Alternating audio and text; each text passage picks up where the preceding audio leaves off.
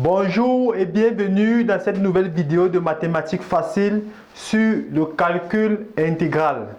Alors aujourd'hui, on se propose de calculer la valeur de i. La première chose à faire ici, c'est de transformer le trinôme qui se trouve sous le radical. Nous allons passer par la forme canonique pour le faire. Alors, qu'est-ce qu'on obtient? Moins x carré plus 2x plus 8 égale, je mets d'abord moins 1 en facteur.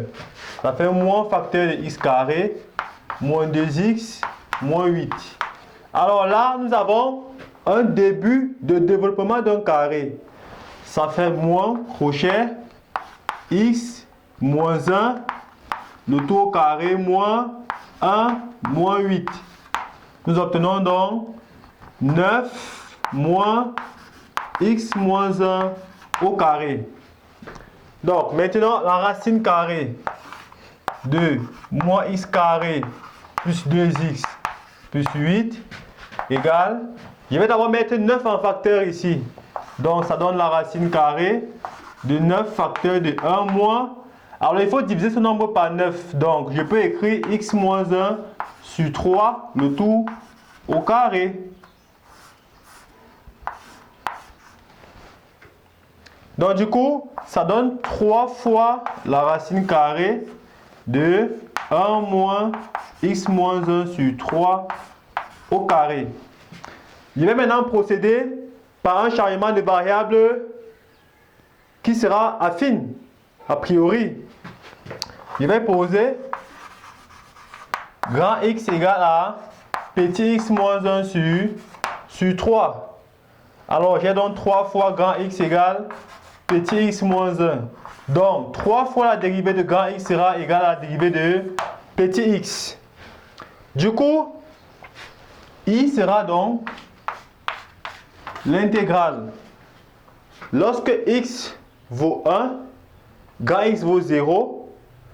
Et lorsque x vaut 5,5, 5,5 moins 1 sur 3, grand X va prendre la valeur 1,5.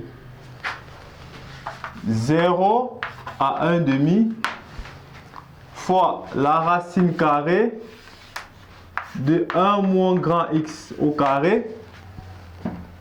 D petit x, c'est 3 fois d grand X. 3d grand X. Et je n'oublie pas le 3 qui avait d'abord à l'extérieur. Donc ça donne ici 9.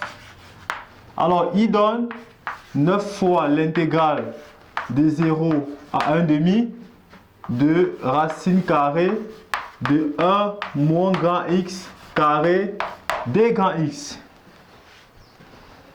Alors arrivé à cette étape, il faut penser aux formules trigonométriques. Je vois 1 moins x carré, je pense déjà à la formule cos carré t plus sin carré t égale à 1. Donc, je peux déjà poser ici grand X égale par exemple sinus t.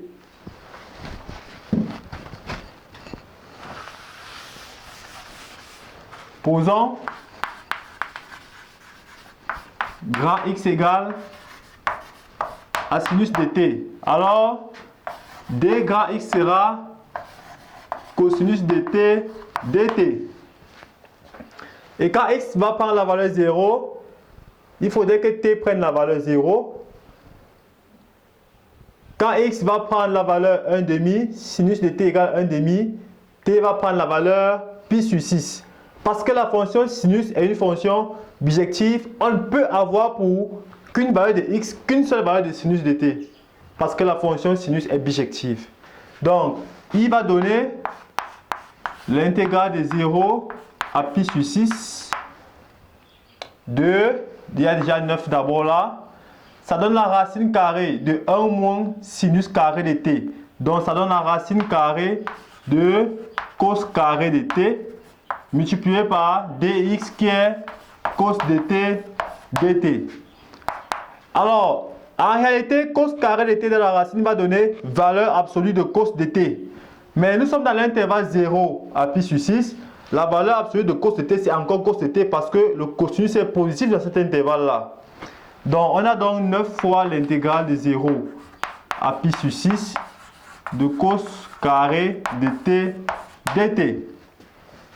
Avec la formule de duplication cos carré de t égale à 1 plus cos 2t le tout sur 2. Avec cette formule, on va obtenir 9 demi l'intégrale de 0 à pi sur 6 de 1 plus cos 2t dt. Alors finalement, on va scinder ça. Puisque l'intégrale est linéaire, ça donne 9 demi intégrale de 0 à pi sur 6 de 1 dt plus 9 demi intégrale de 0 à pi sur 6 de cos 2t dt. Donc je vais un peu effacer là-haut.